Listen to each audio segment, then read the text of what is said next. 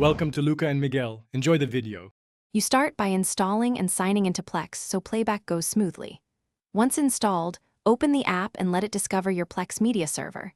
This is how your phone finds your libraries.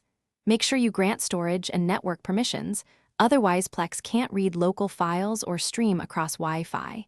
If your server is remote, enter your server sign and details now so the app can pair. After that, navigate to libraries to see available movies. You pick a movie and inspect playback options to avoid surprises.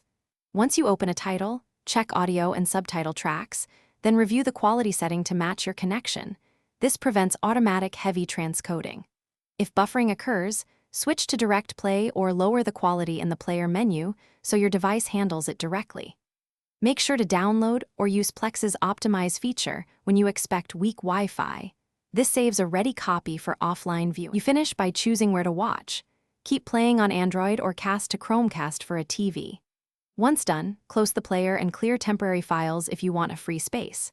If playback fails, force stop the app and reopen it. Often that clears stuck streams. Make sure your server and phone are on the same subnet, and if pairing fails, check server status, port forwarding, and Plex account connection so devices can re-establish a secure link.